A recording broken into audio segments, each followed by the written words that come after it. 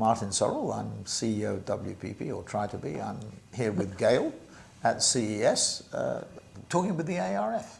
I was looking at last year's interview. We So said you predicted slow market growth. Right, well, it's just right. Right? World economy dominated by China and the U.S. Yeah, which is still true. Right? Although China, everybody wants China to fail, so yeah, and some recent news knocking there. the hell out of China, yeah. Yeah. You said clients would be short-term focused. Which they were. 2, focused on cost, not Which they focused are. enough on. Yeah, in ways we maybe wouldn't have predicted, right? Between the measurement challenges and all the reviews. If I went back to, I think I'm right in saying that this time last year we were noodling with our investments in Comscore and Rentrack, and there was increasing mounting concern. You were getting the stuff from Viacom in particular, Yes. from Philippe Doman about Nickelodeon and MTV not being underrepresented. We didn't have the bots sort of fraud issue, if I can put it that way. I put it strongly, but the bots Ad certainly blocking, we weren't talking mislead. there. We weren't talking about ad blocking. And the last one was big box retailers would slow down. Well, which, yeah, big Right. time. Yeah. A lot, and that's emblematic of the rise in proximity stores, one thing, and then e-commerce the other. So those two coming together. Then the other thing we really talked about, and I really want to get into this, is Madmen versus Madmen. And that's got one more intense. And where we're headed, yes. We are seeing the rise of smart data, which makes our strategy. One interesting thing sort of came up yesterday when we were doing our reviews with the new media companies. It's interesting that the old media companies, the legacy media companies, do not do these sort of reviews with us, and I'm urging them to do this. That is interesting. It is interesting, and I think it's because it's the sort of mindset, if that's the right way, or the mind of the disruptor or the new company, that they're more focused on how they can accomplish change. Are they more open to input and having more dialogue? It depends on how successful. There's a sort of inverse relationship with flexibility and success. The more successful they are, the more arrogant they become. We suffer from that too. It's legacy system. And so the new media companies I won't name them, but who have become more successful or think they become more successful, have become more difficult to deal with. We have always been very consistent that we wanted to provide a technology stack, what I call, and Brian O'Kelly called last night at a dinner, the third force. And the third force is the third force to Google and DoubleClick and Facebook and Atlas. And that third force means that we take a very independent view, which I think is beneficial, obviously, to our clients, agnostic view about that technology stack. I mean, the simple truth is that Google and Facebook want to monetize their inventory. They are media owners. They are no different to Fox or News Corp or Disney or Viacom or CB. They are, exactly. They're trying to monetize their inventory. So that's one thing. And on mobile. The second thing, more relevant to what we're talking about, is that 25% of our business is first-party data. So we are a data company, and therefore owning, controlling, managing data on behalf of our clients or for our clients is critically important. So there are naturally two sort of ways that we come into conflict in a way with the new media companies. How, over the course of your career, have you dealt with failure?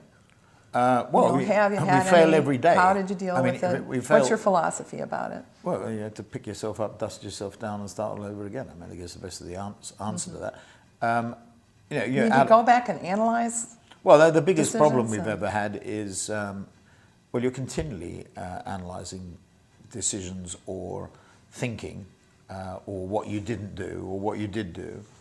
So it's a continuous process of readjustment. But the biggest problem we had was in 1991, 92, after Ogilvy, which was in 89, when we were too highly geared, and we had this convertible preferred stock, which I thought was equity, but I forgot. Somewhat stupidly, that in a recession it's not equity, it's debt. So we were too highly geared. So that was the biggest sort of life-threatening experience we had. Now we've had reverses. We win clients. We win more, thankfully, than we lose. We keep more than we lose. But the simple fact is, you don't succeed. We didn't win Procter this year in the US. We won a small piece of Coca-Cola. We won General Mills. You won General Mills. As you know, we won L'Oreal. So we had much more success.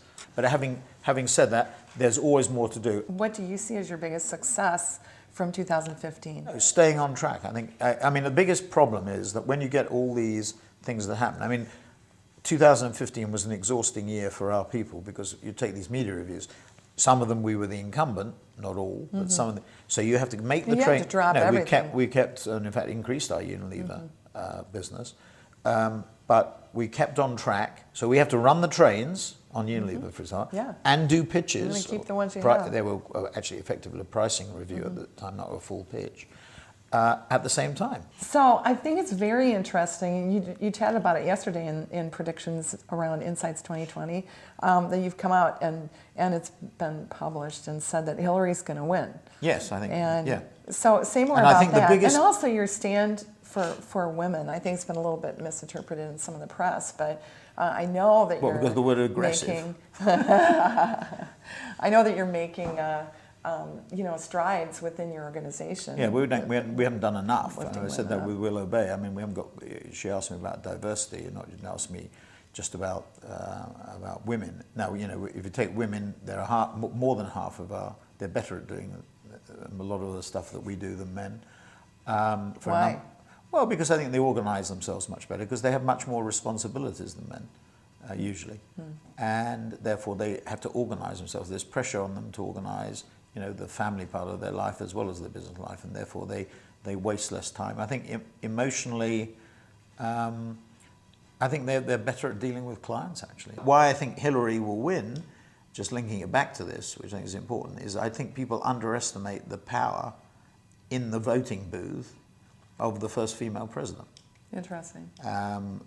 And I think that which will raise then. What do you think it is? Raise the question about when we have the first Afro-American or Hispanic female president. That would be quite interesting. Or the first Hispanic president. So predictions for next year, because we're going to be here January 8th, 2017. I hate to be boring, but I think it's to be much of the same. I mean, I don't think we've obviously got the quadrennial impact of the Olympics, which I think will be very good. You've seen what Globo have done. They've gone along with the IOC, which is really good news for the future Olympics. We've got the European Football Championships, which will help a little bit.